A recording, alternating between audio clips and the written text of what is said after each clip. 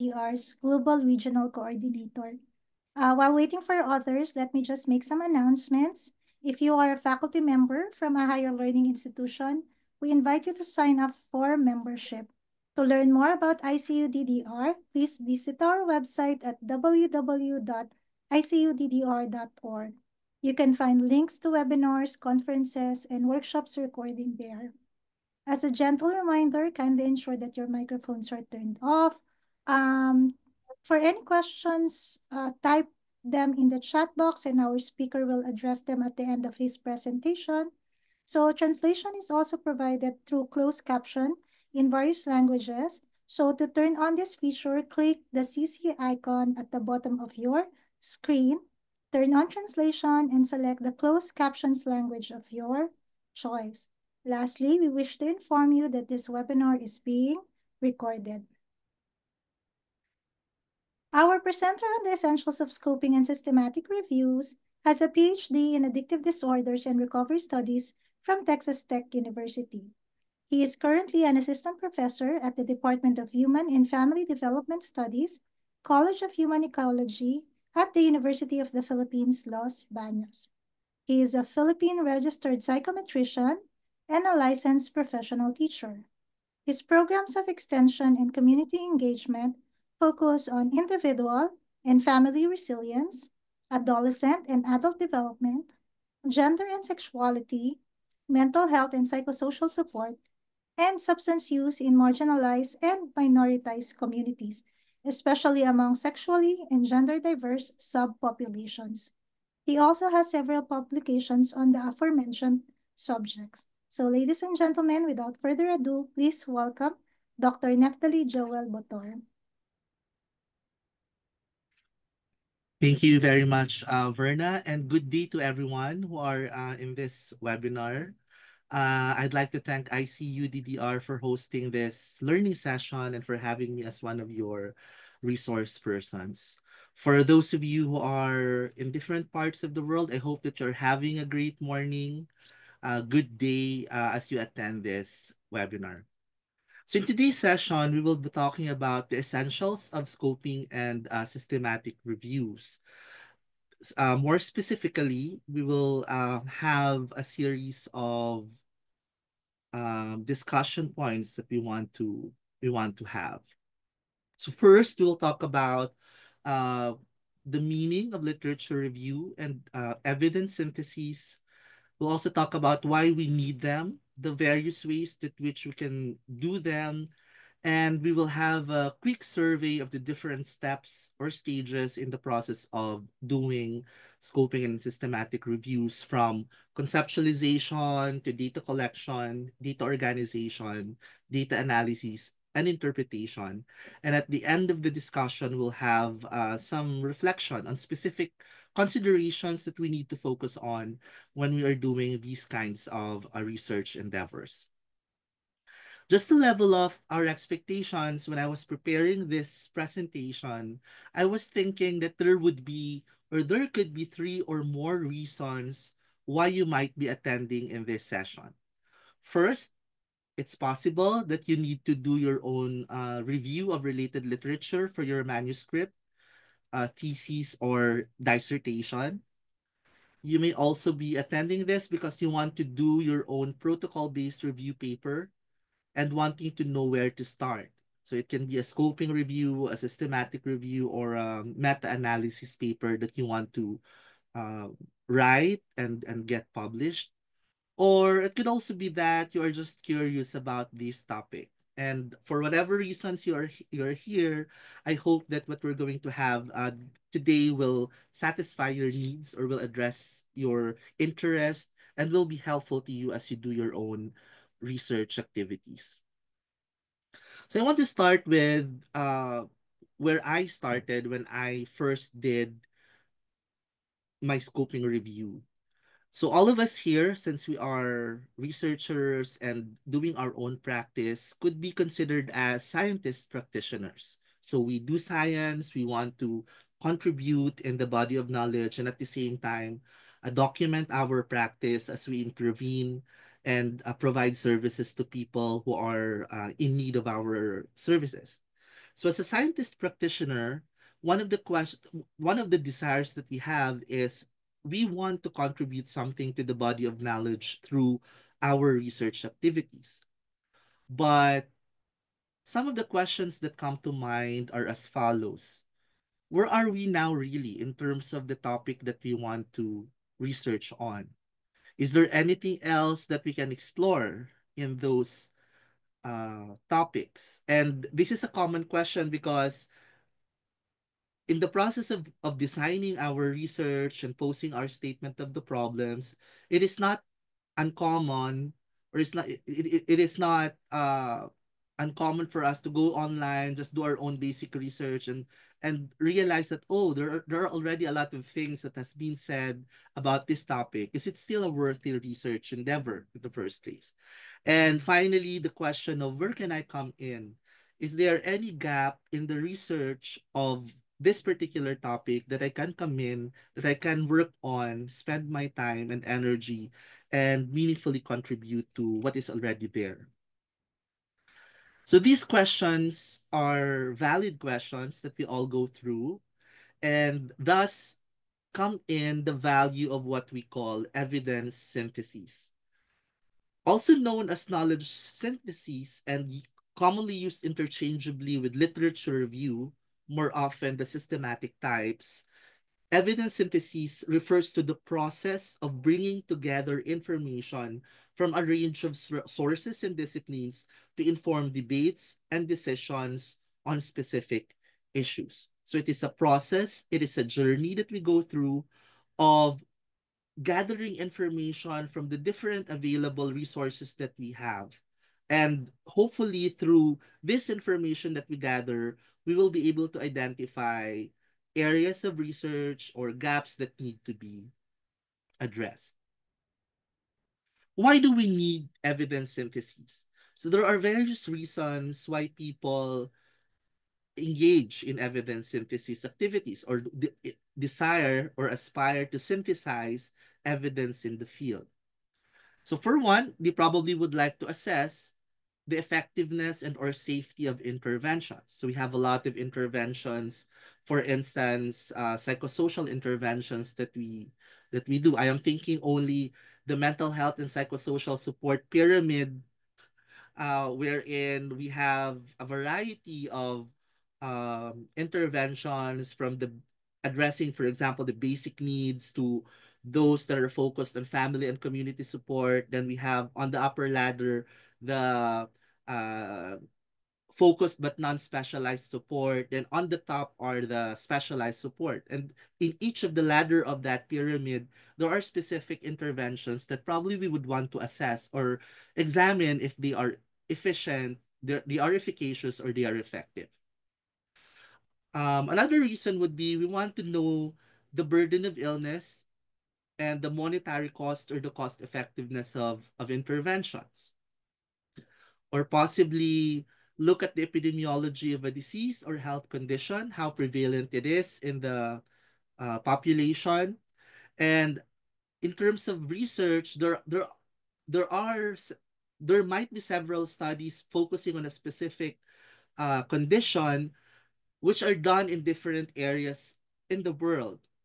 So there are studies focusing on specific segments of the population or subgroups in the population by virtue of age or sexual orientation, gender identity, and sex characteristics. There are also studies looking at the prevalence of a disease and differentiate it based on geographic location. So there are many ways through which the prevalence of a particular condition can be viewed, and we want to gather a comprehensive understanding of how this particular condition happens in the population. We can also do an evidence synthesis if we want to assess the prognosis of a disease, the trajectory or the sequelae of a particular condition. How does it happen? What are the factors influencing positive outcomes in terms of this specific condition or phenomenon that we want to focus on? In certain cases, we want to examine the diagnostic tests or the measures that we use the psychometric properties of those measures, the precision and accuracy of those tools that we are using to measure, assess specific behaviors or psychological adjustment of factors. And most importantly, we might want to identify or clarify certain concepts, definitions, available research, and gaps in research. And usually, it is the last reason that uh, is commonly observed for people who are using or doing evidence synthesis. There is a construct or a concept that they want to understand. There's a question about that concept that they want to answer, and thus they do evidence synthesis. So aside from the specific applications, there are a lot of benefits in doing evidence synthesis. First, we get to learn the discipline of language. So when we read several articles focusing on a particular topic, we suddenly have an access to the language of the people engaged in researching this. So we tend to start to adapt the language of the discipline. And by adapting the language of the discipline, we are able to communicate or converse with other researchers, other experts who are specializing in a particular topic. We are also able to um, face the replication crises or interrogate truisms and what we call Simpson's paradox, which in essentially what these are is that there are researches wherein when we conduct it in a particular location, there are models when we test and examine a particular condition do not replicate when we examine it in a different uh, place or group of people. So we want to have all of these things factored in. We want to examine if the particular hypothesis, for example, that we're trying to test is just observed in a particular group, or is there any constant pattern regardless of location or population that we want to focus on. Now, evidence syntheses come in various types. And just like what I mentioned earlier, usually evidence synthesis is used interchangeably with review or literature review. So in this table, you can see the different types of reviews that you may want to consider. And we will talk about it very briefly one by one. So the traditional literature review that we do is more of a general and descriptive review that wherein you just gather all the available articles that you want, read them and make annotations about these articles and describe whatever constant patterns you are seeing in this group of articles. You don't strictly have like a process or a system on how you gather these articles. You also do not have any strict process on how you review or screen out this system. It's just the usual thing that we do when we're looking for articles on a specific topic, read them and make a literature review. This is very common for many people. Um, but there are also what we call conceptual reviews, wherein the focus or the goal of the review is to examine a particular theory or concept and try to figure out how that concept developed across time. So, for example, my research is in microaggressions among LGBT individuals. And the way that microaggression has been defined or has been conceptualized has changed over time since its inception in the 1970s. So if I'm going to do a conceptual review, what I will do is I'll go back. What was the first article that used the term microaggression in the 1970s? How was it defined then? Then I look for other articles that define or conceptualize the idea of microaggression, probably in the 1980s. Were there any interest in this particular concept? How about in the 90s? How about now? So is there any particular interest in that concept now? How is it currently defined now? So if that's what you want, then you would want to do a conceptual review.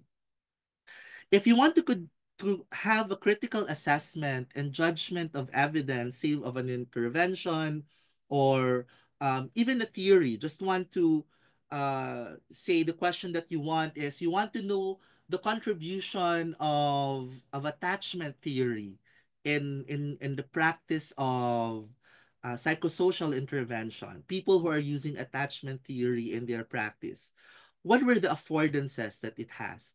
What are the limitations, or what were the challenges when people make use of that theory? You want to have a critical look of the good things and the not so good things about a particular theory. Then you can also you can do a critical review. Scoping review, rapid review, and systematic review are all protocol-based review as evidence syntheses. When I say protocol-based, you have you design first a system on how you will look for the articles, how you will screen the articles, and how you will present them. We will talk about these a little more in detail as we go along. But in a nutshell, a scoping review is usually done when your focus is to have a sense on the breadth and the variety of evidence available. So you just want to map the terrain, just want to make a systematic sense or an informed, educated sense of what has been done already in terms of this, in terms of a particular topic or question. Rapid review, on the other hand, is usually done if you need a timely evidence for decision making. The very good example that I can think of here was during the COVID-19 pandemic. There were several interventions developed. There are several vaccines developed, all at the same time, concurrently, and at the fast pace, because we were wanting to have what is the best way uh to address this particular condition, and the timeliness of doing a comparative review of how efficacious and effective these vaccines are could be addressed using a rapid review. So these usually are done in a short term. There's really no rule of thumb, but usually within 6 months, whatever studies has been done in a particular issue in a within a short span of time, and it doesn't have to be very. You don't have to have like a lot of studies. You just have to have whatever studies have been done already given the time. Systematic review, on the other hand, is very popular. It is rigorous, comprehensive, and structured synthesis of the body of knowledge. So this is very common. This is typically done um, when you want to have when you want to have a good sample of really good quality studies to represent findings in a specific findings related to a specific problem. A good logical direction of a systematic review is a meta-analysis. So meta-analysis is focusing on quantitative evidence and statistical outcomes of a particular construct or intervention. So here, the idea was, now that you have a good sample of really good quality research, the the idea is, can we make statistical generalizations about relationships, about the effectiveness of a particular intervention by just looking at these really good studies or the findings from these really good studies. So that's a meta-analysis. A meta-synthesis, on the other hand, focuses on synthesizing qualitative research findings. So meta-synthesis, qualitative insight and interpretation. Meta-analysis is focused on quantitative evidence by using existing findings of quantitative research. A review of several systematic reviews is called an umbrella review. So if you have several systematic reviews, if you have already several systematic reviews focusing on a specific topic, and you want to review or to organize what these reviews are saying, then you have an umbrella review. And if you want to do a meta analysis or a meta synthesis, this is a review or a meta analysis of several meta analyses or a meta synthesis of several meta syntheses. So what we are seeing here is that depending on the focus, depending on the goal, you may opt to use a specific type of review. So these are the menu, these are the options that you have depending on your goal. Um, the question is, how do I decide which of these reviews will I use or will benefit me in my research?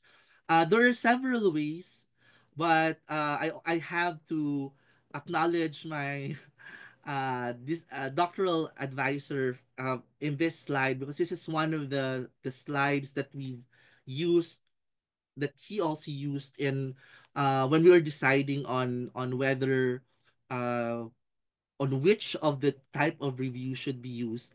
And there are two basic considerations. And one on the left you see is the structure or complexity of the review that you want to do. So if you want to have less structure, you don't want to impose a lot of stringent criteria or process. You just want to have a feel of what is available, and the you just want to have a sense of what different authors say or what different researchers found about a specific topic, having less structure or complexity. Then the traditional review type is best for you. Then it goes uh it goes from top to bottom depending on the level of complexity. Say for example, you want a more structured, more complex study wherein you are now looking at a meta-analysis of different meta-analyses or a meta-synthesis of different meta-syntheses. Then you are you are able to do that. Bu- but the implication of that is that your literature review becomes more complex and more rigorous and more stringent. That's one consideration. So it depends. How complex or how structured do you want to go? Another consideration is dependent on the maturity of the research area that you are wanting to examine. So you have to also ask yourself, based on my prior knowledge about this topic, is this an emerging or is this a novel issue? Meaning, are there still not a lot of research done here? I mean, just a sensing feeling at a sensing feeling level based on your initial search and prior knowledge based on your training? Or is the topic or research area that you are looking at already saturated and ripe? Meaning, you know for a fact, based on your prior readings or prior training, that this particular topic has already been researched so many times by so many different people. It has been looked at in so many ways, and there are already a lot of dimensions explored, such that there's already an abundance of research done on that. So if the topic is emerging, then you go from left to right. So if it's an emerging topic, it's a scoping review would help you map the breadth and the of the terrain. Like, what are available research? I just want to do that. I'll do a scoping review. I'll map it. I'll map the discipline. I'll map the body of knowledge. But if your research is already ripe and saturated, or the area of research that you have is already ripe or saturated, then maybe it's good to look at uh existing systematic reviews.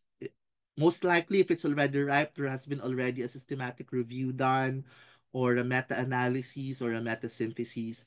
Then as you discover that more and more systematic reviews are done, if say for example you have 10 systematic reviews done in it, maybe an umbrella review uh is already in place. It's already time. It's high time to do an umbrella review because you already have a number of systematic reviews available.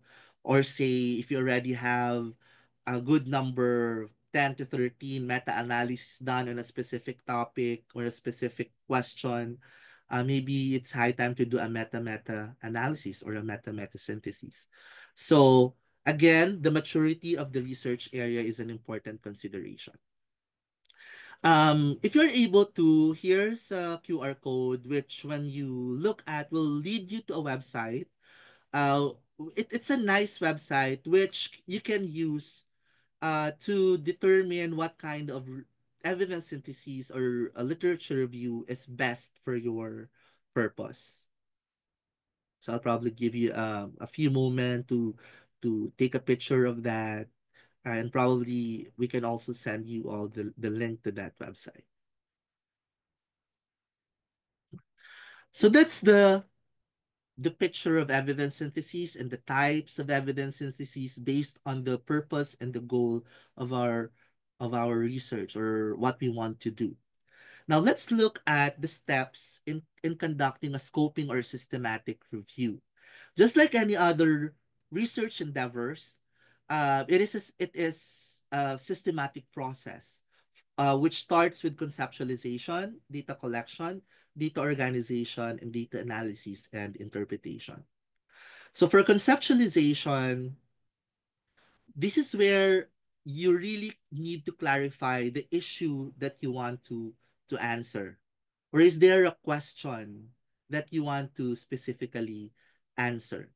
An example for this is in one of the scoping reviews, in our scoping review, we had a very clear question. What we wanted to know is, has there been research already associ- associating or researching the relationship between microaggression, exposure, and substance use?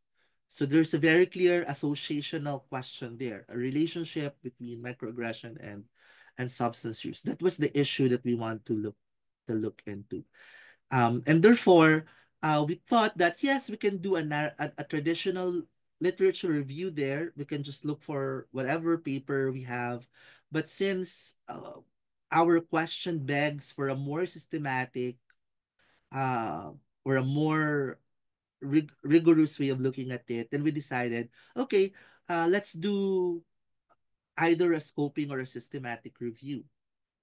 So the question or the issue that you have also influence, just like what I mentioned earlier, influence the approach that you are going to do later on.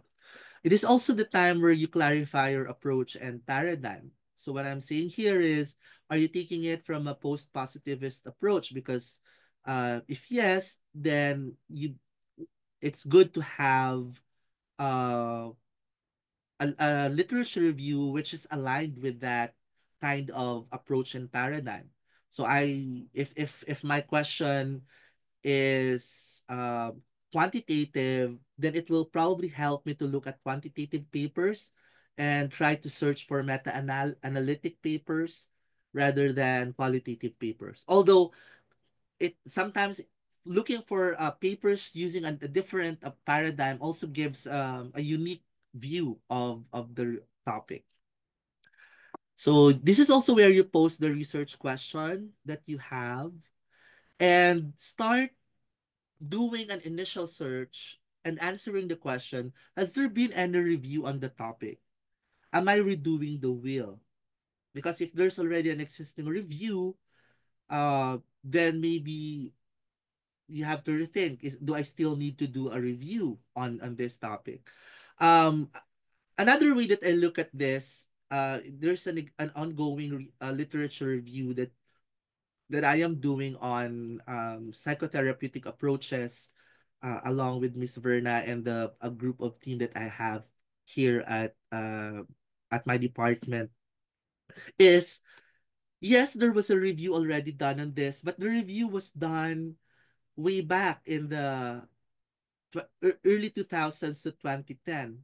So you can also consider, oh, if a review was done at that time, is that review still applicable now? Or do I think that there are new topics emerging, or there have been a lot of research already which came about which was not included in that review? So if your answer is yes, then maybe if then maybe it's high time also to do another or a more recent review on that particular topic. So that's also another way of looking at it. If there's already an existing review, looking at the recency and how fresh the review that was done. But if there's a review last year, and the topic is not, or the area of research is an area wherein it's not producing like tons and tons of studies in a short span of time, then maybe it's still too early to do another review on that particular topic. So that's conceptualization. It's nice to do this because it's the time really that you make decisions. What are the things that I can do? What are the questions that I can ask? So it's really nice to conceptualize your systematic or scoping review. The next step would be data collection. And I want us to think about scoping and systematic reviews, just like how we do the usual basic empirical research that we usually engage in. So we have a population, and the population would be all the available studies about the particular topic. Then we want to sample really good studies that can represent that population of research. And the collection of those really good research, which could represent the vastness of all the available research on the topic, entails doing a strategic and systematic uh, journey. So for the data collection, this is where you search, where you screen, and extract. Okay. So for you to be able to do that, the first thing to do in data collection is to create a search protocol. So search protocol is a document wherein you list down what are the steps that you are going to do to be able to select those good papers or representative papers that you will use in your review. So it's really just a document of the methodology of the process that you're going to undertake. Um, Selection criteria is listing down the specific things that you will look for in a research before you consider them as one of the studies to review. So say for instance, do you want your research to be published within a specific time frame? Do you want your research to be published in a specific to be published and written in a specific language? You want it to be focusing only in a specific subgroup of people? So the selection criteria is where you specify those things. Then you also think about search engine. So there are a lot of search engines available and databases available for scoping and systematic review. Some of the most popular is Scopus, Web of Science, EBSCOhost, PubMed, Medline. So all of these are search engines and databases available. Now,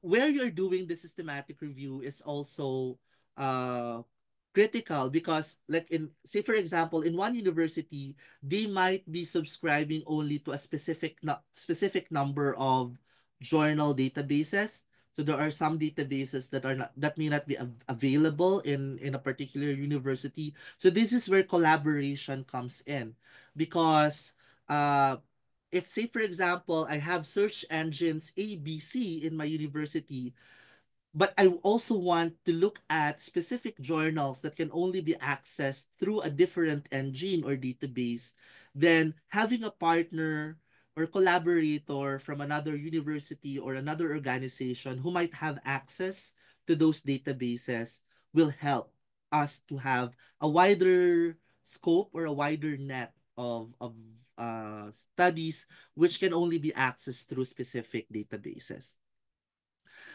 Then, crucial also in the data collection is the identification of search terms. So later on, we will have a quick look at what do I mean by search terms and why is it important for us to clarify and have a good set of search terms. Right. So that's data collection. Then, after collecting the data, you end up with a number of studies really good studies that you think are well representing the body of knowledge in the area of research that that you are in, or in the uh, surrounding around the research question that you want to focus on. So the next step now is, how do we organize those studies? And this is where what we call data charting comes in. So we have to have a good way of really drawing out which information from that study is needed, and also representing or organizing these information in a way which could be easier for us to interpret and easier for our readers to understand. So it's the, the goal is for us to interpret it and for our readers to make sense of it, to understand how we made sense of the data that we have. In certain reviews, specifically in the systematic review type, quality assessment is very important, or what we call risk for bias assessment. For scoping reviews, since the assumption is that there are not a lot of researches done on the topic yet, the quality assessment or risk for bias assessment is not often required. So you can include papers, as much as many papers that you can have, without looking at whether the paper was done uh in in a certain standard or in a certain uh rigorous method. So, but if you're doing a systematic review, since the assumption here is that there are already a lot of studies done in the topic, you get you get to be more picky. So you get to assess, is the method sound? Is the number of participants sufficient? If it's a qualitative research, has the author articulated their positionality, or has, as they have their positionality in the paper.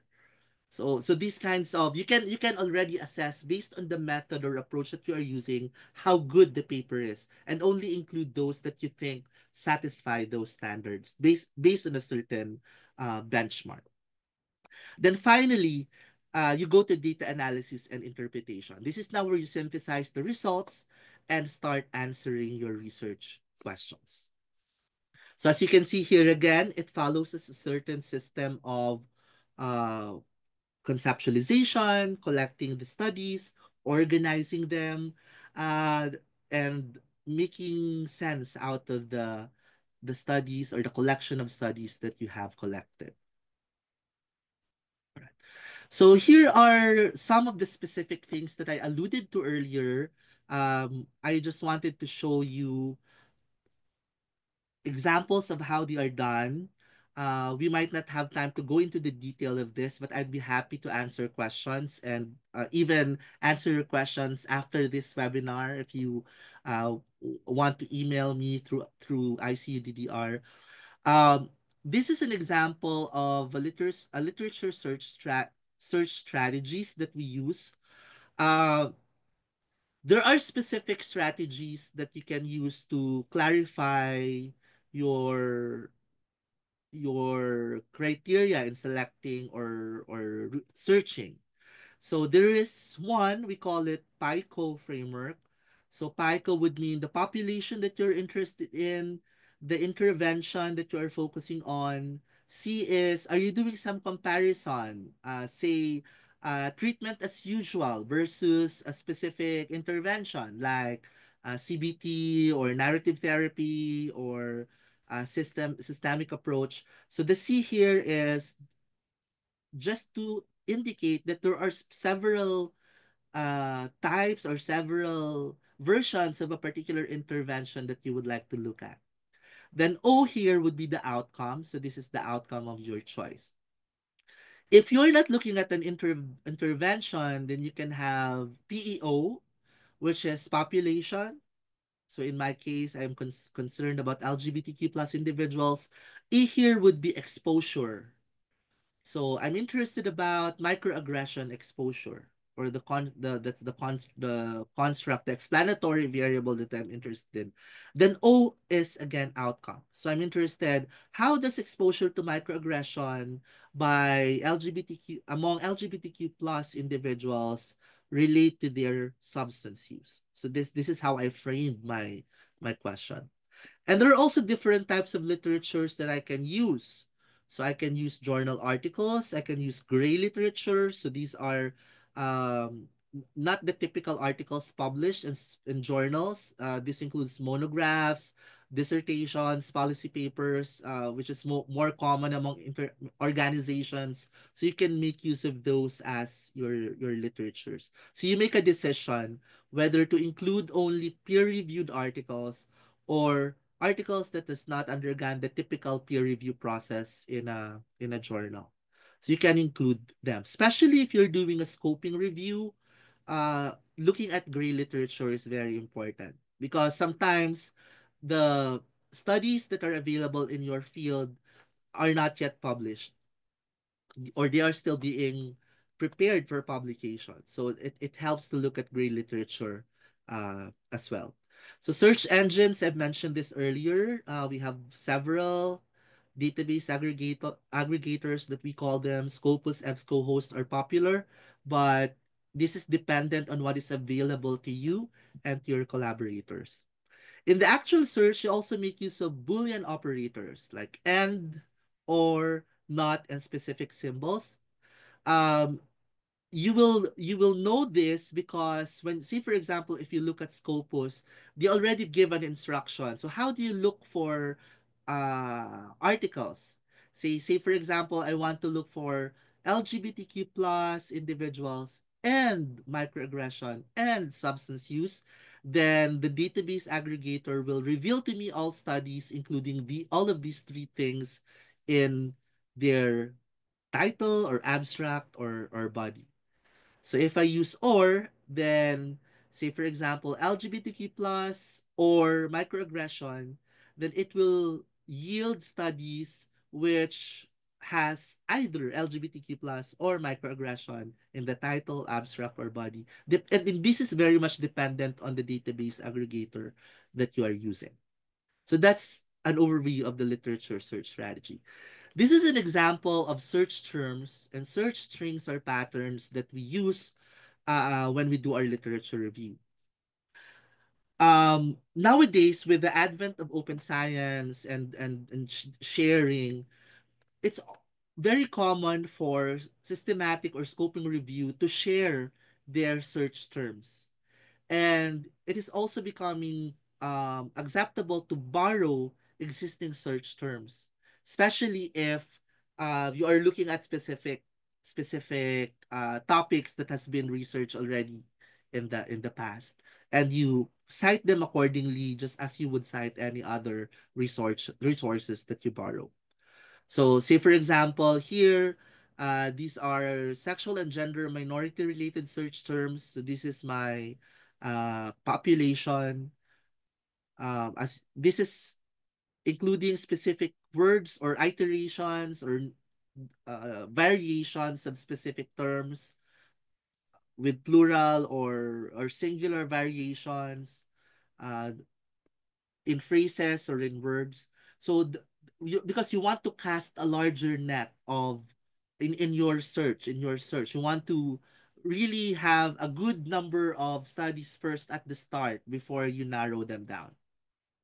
So for sexual orientation, gender identity, microaggression related terms, this is what we had. So sexual orientation microaggression, or sexual orientation micro, or gender identity microaggression. Uh, then as you can see here, we are using some asterisks. So in some database aggregators, asterisks would mean these any letters that come after L can change. So say for example, LGB asterisk. So it can be LGBT, it can be LGBTQ, LGBTQ. So that gives you an open uh that opens up for a variation of terms. So again, this is very specific on the database aggregator that you're using. So it's good to look at how the database aggregator suggests that you make use of these Boolean operators and symbols. Now, in terms of search engines and database aggregators, you have different options. I'm showing only some of the things that I've tried. And one is there's a good desktop software application called Publisher Parish, and this is free on Microsoft Word. It is nifty and good because you can make use of this as your database aggregator and at the same time data management tool. So as you can see in the middle, there are different databases available: Scopus, Semantic Scholar, Web of Science. So it's a hub of different uh, databases and database aggregators available. So you can use this to search specific terms and um, gather data from different sources. The only constraint that I found using this one is that you should really have a really, really uh, fast internet connection, really good internet connection. Otherwise, it lags sometimes. I'm also showing you here Sci Archive or Sci RXIV. It's I mentioned earlier that there are some studies which are not yet published or peer reviewed, which you might be interested in reviewing, especially if you're doing a scoping review. Uh, you can have access to those in some of these repositories of preprint materials. So these are studies done but have not yet undergone peer review process. Of course, you have EndNote if your organization or university subscribe to EndNote. Also, Mendeley is another. You can make use of these to manage your articles. But I really like also MS Excel as a way that to manage and label or chart the studies that I have. It's simple it's simple, it's free, it's easily accessible to other people if you're working with people in organizations that do not have access to those paid softwares, then making use of Google Sheet or MS Excel is a nice and easy way to organize your data. And sometimes you can just put a link here and have a Google Drive uh, where you drop in all your studies and you can hyperlink those studies here so that when you click it, when you click, say for example, the title, you go directly to the PDF of that which is stored in your Google Drive. So whatever is available to you is good enough for literature review.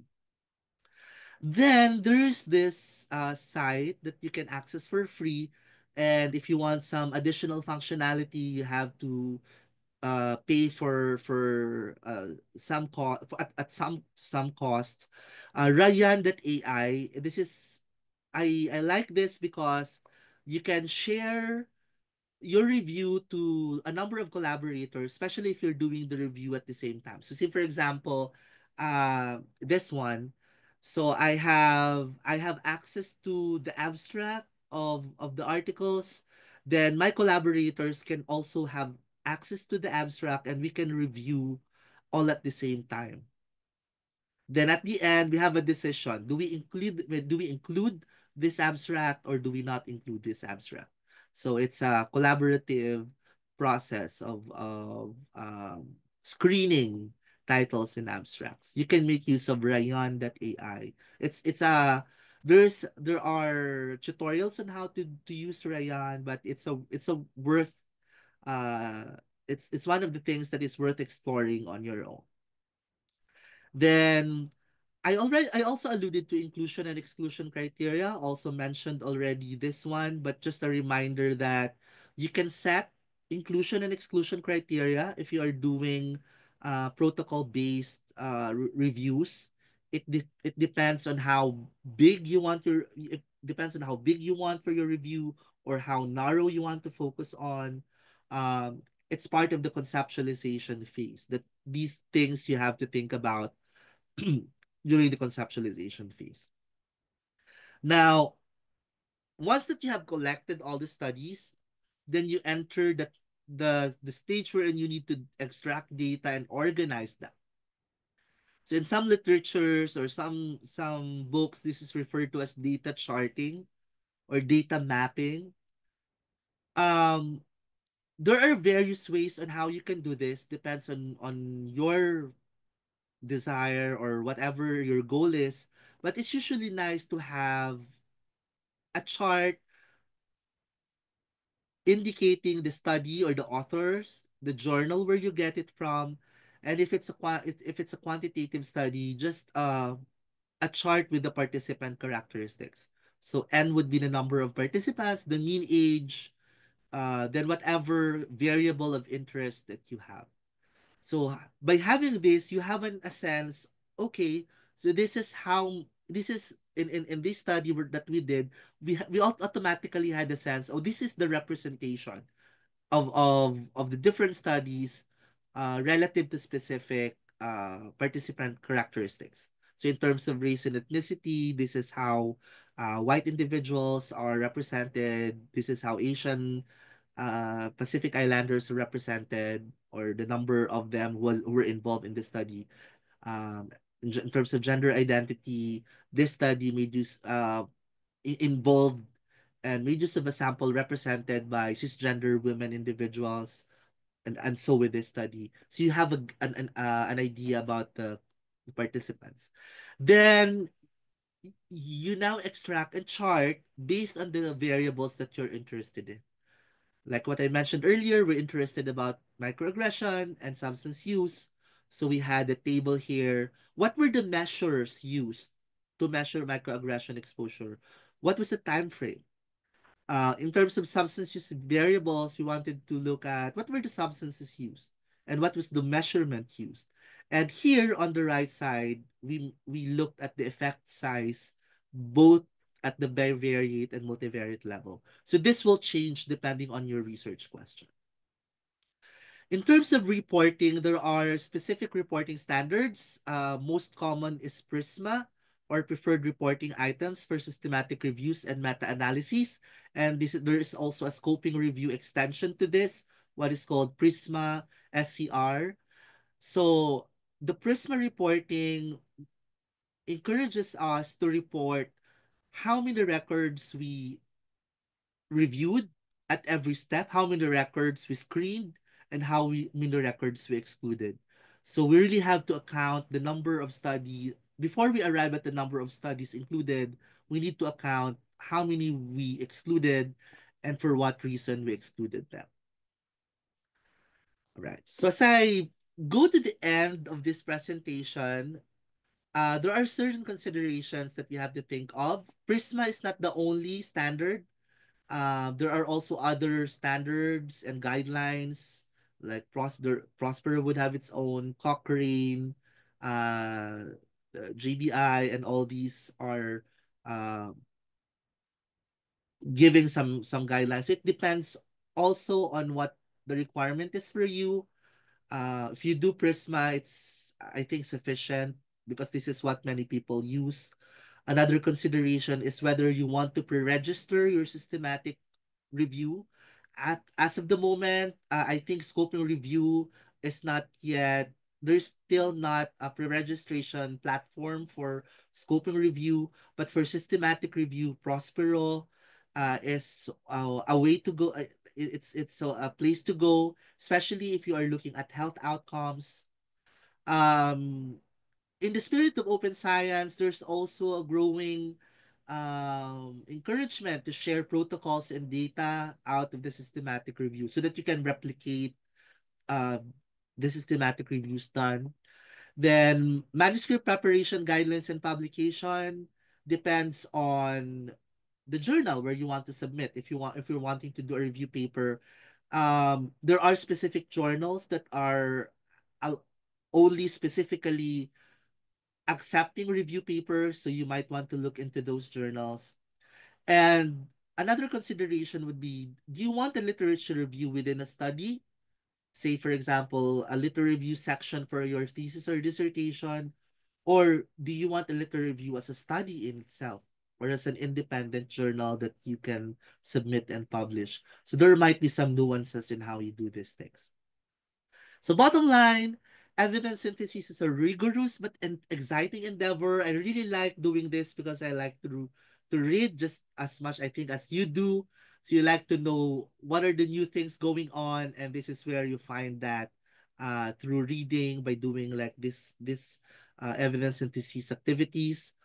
In my personal view, all literature review should be systematic. And I think this is to economize time. This is something that I tell my students that if you're doing a literature review, better do it systematically. So that systematically, meaning you have a certain objective in mind, you have a certain process in mind, you document your search terms, and you document the links that you go, because it saves a lot of time when you want to go back to these articles in the future. And finally, you can do this alone is- if you have a lot of time. But working in pairs or as a team, I think is more efficient and has certain benefits, especially if you are deciding uh, the quality of the papers that you are uh, wanting to review. And with that, I'd like to pass it on to Miss Berna for questions and insights. Thank you so much for the opportunity to share. Thank you very much, Dr. Butor, for such an excellent presentation. If you guys have questions, please feel free to to type it in the chat box. But there's one question that I saw earlier. So for non-experts, who determines the level of complexity? The level of complexity of I suppose this is related to the slide on whether you're deciding what kind of uh type of review. Well, for non-experts, uh I always believe that if you're a practitioner, you are an expert in your field. And I'm saying that because there are a lot of concepts and ideas that you probably have encountered, but you haven't read in it just yet. So what I encourage you to do is, if you have an idea in mind and you feel that you are not an expert on the thing, you do a preliminary search first. Um, and based on the preliminary search on what you have, try to determine first the maturity of the research area. So you go to the maturity of the research area first, then make a decision. Okay, so now that I know a little about this particular topic, and I know that there are already a lot of things done about this, then you now make a decision based on resources. Do you want to make it more complex or less complex? So I my suggestion is go first, have a feel of the area by doing your preliminary search. So we usually go to Google Scholar, type in Google Scholar is a platform where researchers put in they have their profiles there, they have their researches there. So it's a good place to start. What researchers are doing at this particular time, and hopefully that preliminary research will allow you some insights to decide whether you want to go more complex or less complex. I hope I answered that question. Thank you so much. Yes, sir. What I'm hearing from you is that to be able to determine the complexity of what their particular subject of interest is that they actually have to do preliminary readings and see, Yes. like, feel the lay of the land, so to speak. So Mm. basically, like when we talked about literature review, as you mentioned, you really cannot get away without starting to read the literature before engaging into anything. Yeah, Okay. and I'd like to add one more. I think this is also where conversations with other practitioners and researchers will help. So you try to talk it out with one of the friends in your workplace and just try to see their thoughts. I mean, probably you have read an article or two that can help you get your literature review started. There is a question here that and AXA might help me clarify this. So, what would you suggest for exclusion for a must and should for exclusion and inclusion criteria? So, I guess the parameters of your scoping or your systematic review is what AXA is asking. Yeah, so what do you include in your inclusion or exclusion criteria? I think the answering this box here, PECO or PEO will help. So the first thing is you first clarify what are you interested to answer. So do you have a very specific question? Say in my case our question was, what is the association of microaggression or substance use? Or do you just want to have uh a review about microaggression experiences among LGBTQ plus people or the specific exposure relative to your population. So answering this table here, the population that you're interested in, the exposure that you want to focus on, and the outcome, if there is, of that exposure might lead you to clarifying your inclusion or exclusion criteria. Another thing I think is, although I flashed it really quickly earlier, there are things also, say for example, like type of literature. Do you want to include only those that have undergone peer review, or are you open to include gray literature? So that's one question that you can answer, that you can ask. Are you wanting to include, say, studies conducted as far as 1800s in your study, or do you want to start a little late, say only studies conducted in 2000s? So you will articulate it in your inclusion and exclusion criteria.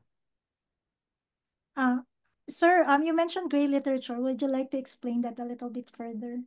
Yeah, so gray literature is because we do have journal articles that these are the common go-to for systematic reviews. So journal articles are scientific papers that are submitted to a journal, have undergone peer review, then is published for the consumption of all of us.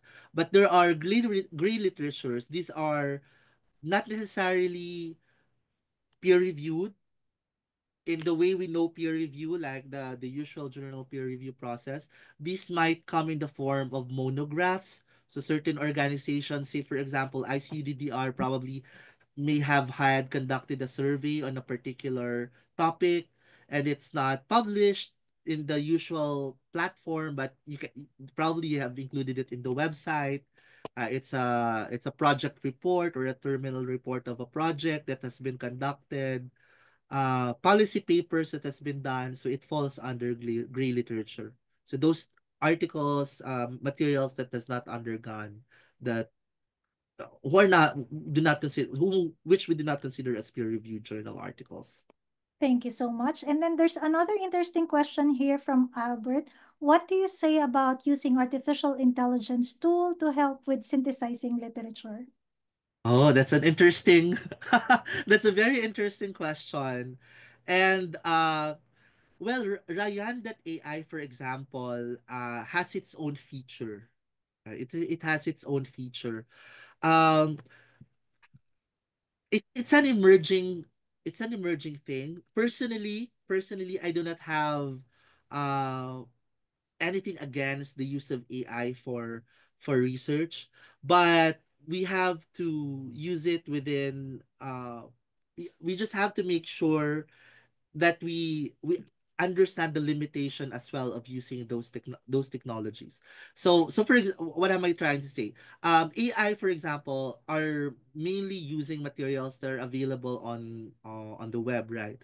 uh, they can probably help us say if we do not have a full citation, we want to convert it into APA citation. If we forgot the style, then we can make use of that. But we cannot rely them on really making the analysis and interpretation for us. That's for sure. I've played around with ChatGPT doing some searches, and some in it doesn't necessarily give me the article that I need. It's even sometimes it gives me like a synthetic article that doesn't exist. But in certain platforms, say for example Rayan.ai, there's an AI facility there. Say for example, you can already there's a process we call deduplication. Like we try to identify duplicate entries, and Ryan can do that. There's a facility there wherein you can do an automatic deduplication.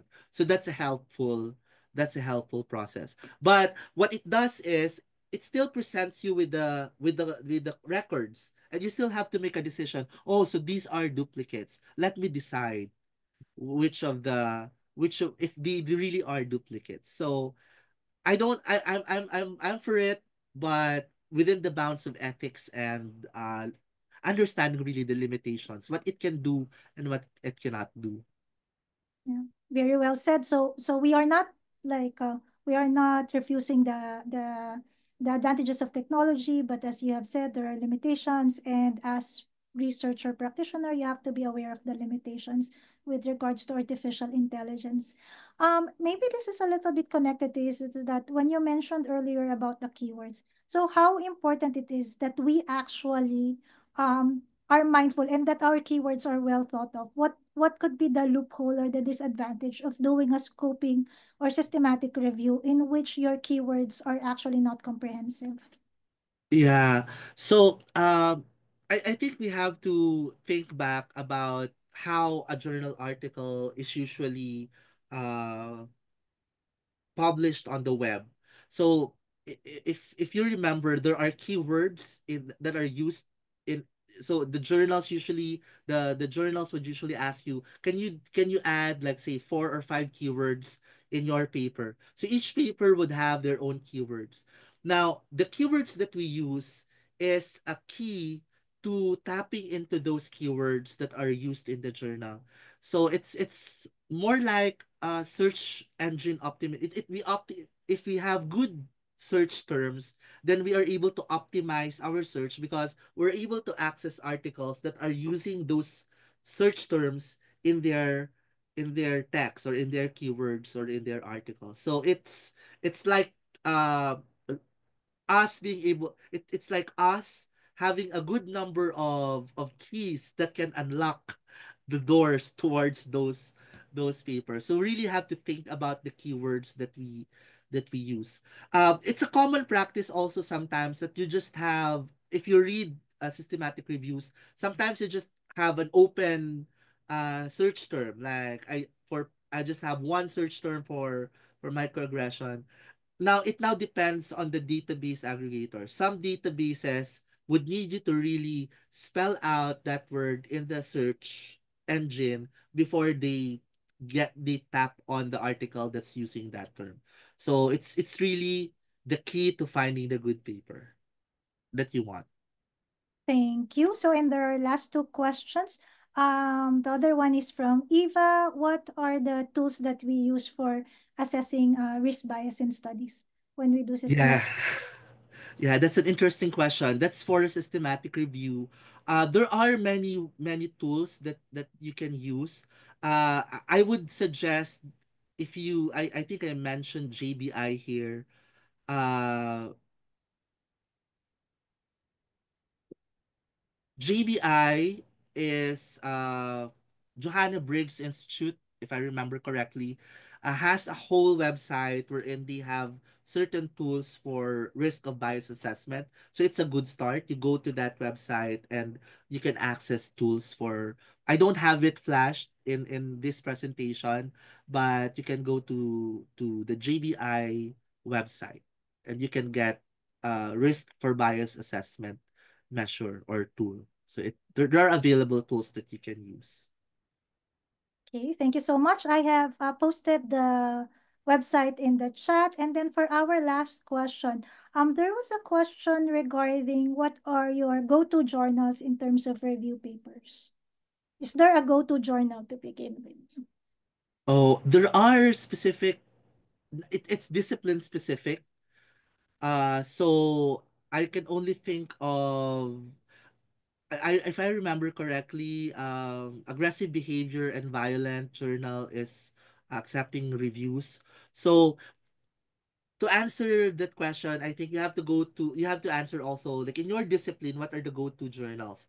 Then you look for the go-to journals in your discipline and try to check if, because they also stipulate there, we're accepting reviews or we are not accepting reviews. So you can do that by going to the website and looking at the about the journal section, or submission guidelines for authors. They usually stipulate there. Uh, in terms of health, there is qualitative health review. Uh, those journals with a review in the title, it's a good start to examine, because if it has a review in the title, most often they accept like review papers.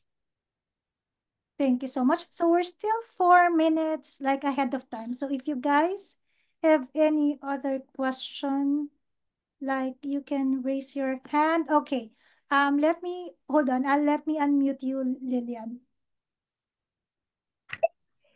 Yeah, thank you, Vena. So I typed a question that should you register ad with Prospero and then they don't accept you, what's the way to go? Can you still go ahead and do your systematic review? Yeah. Hi, Okay. Lilian. Thank you for that Hi, question. Bossy. Yeah, absolutely. But you have to report in your journal article that the review is not pre-registered. Uh, so it's just a matter of reporting it that it was not pre-registered.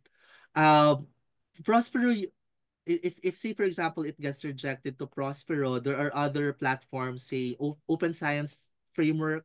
You can also post it there. So there are platforms wherein you can make your protocol and your review output accessible. So because there are different reasons why it would not be accepted in Prospero. One could be the application was not complete, or probably they don't consider your study as having a health outcome. So it's a process, and it's a possibility. So for the sake of transparency and data sharing, you can make your protocol and even the outcome, if you wish, accessible through, say, for example, Open Science Framework. There's also a pre-registration, by the way, in OSF, if you want to explore. Thank you. I guess that's really the last question. So we are just right on time with 2 minutes to spare. ICU DDR would like to thank Dr. Nef Butor for sharing his expertise, his time, and his resources to all of us. And of course, to our dear audience, thank you for attending today's webinar on essentials of scoping and systematic reviews.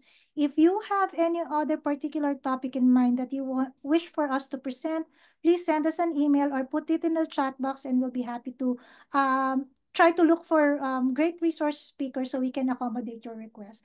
We are inviting you to our next webinar on February 7, same time, on strengthening non-government organizations in development cooperation to treat drug addiction.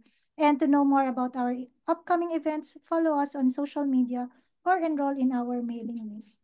So that's it for today. Again, thanks everyone. And if you guys have questions, feel free to email us at info@icuddr.org.